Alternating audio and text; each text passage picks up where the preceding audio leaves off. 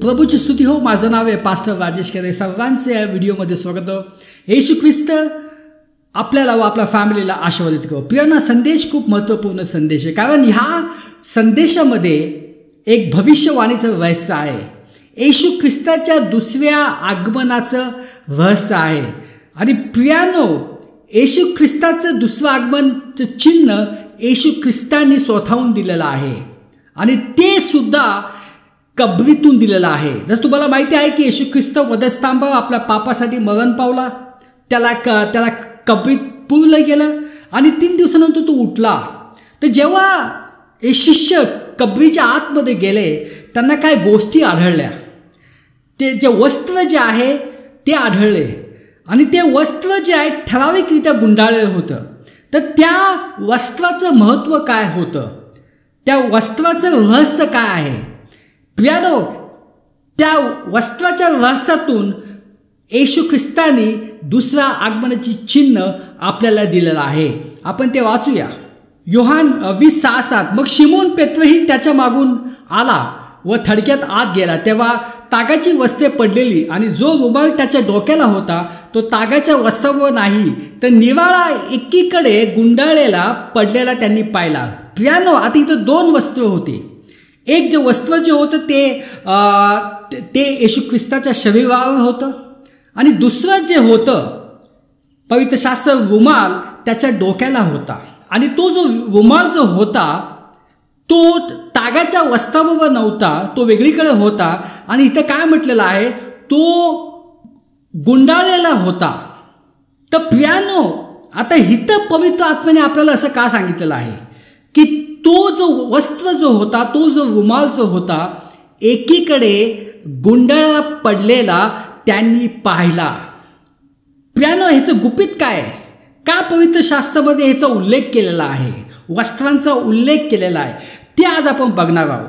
तर त्यासाठी आपल्याला जे आहे यहुदी लोकांची जी परंपरा आहे ती आपल्याला माहिती पाहिजे. हिब्री लोकांची जी परंपरा आहे ती आपल्याला माहिती पाहिजे. आता ही जी परंपरा जी होती, ही परंपरा मालक आणि त्याचे सेवक ह्यांच्यामध्ये होती.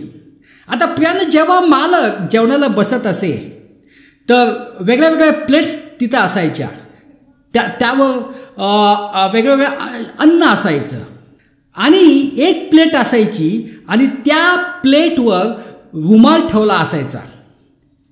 आणि तो जो रुमाल जो होता तो गुंडाळलेला अवस्थेत तिथे ठेवला असायचा.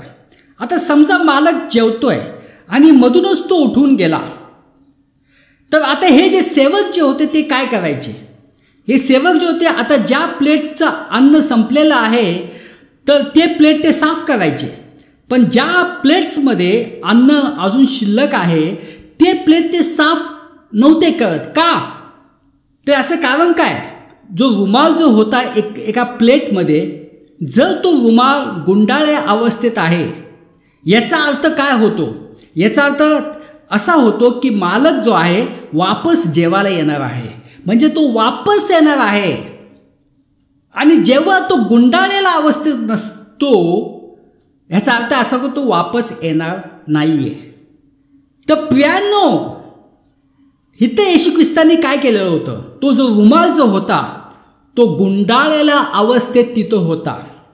याचा अर्थ काय होतो, याचं चिन्ह काय आहे, ह्याचं चिन्ह एक आहे की मालक वापस येणार आहे. हे येशू ख्रिस्ताच्या दुसऱ्या आगमनाचे हे चिन्ह आहे.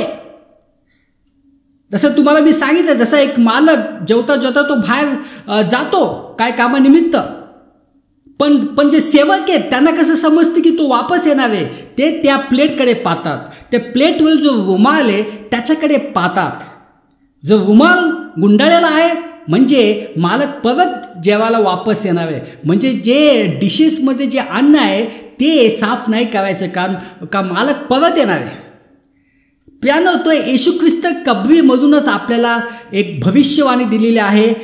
त्या वस्त्राच्या रूपेने आपल्याला भविष्यवाणी दिलेलं आहे की मी जो आहे मी वापस येणार आहे. हालेलुया. प्रियानो, येशू ख्रिस्ताचं आगमन कधी पण होऊ शकतं. कधी पण जे आहे स्वर्गावरून होऊ शकतं. म्हणून आपलं लक्ष येशू ख्रिस्तावर असणं खूप आवश्यक आहे. आपण प्रार्थना करूया. पिता परमेश्वर धन्यवाद देतो या वेळेसाठी. ही सर्व प्रार्थना येशू ख्रिस्ताच्या नावाने करतो. आमेन.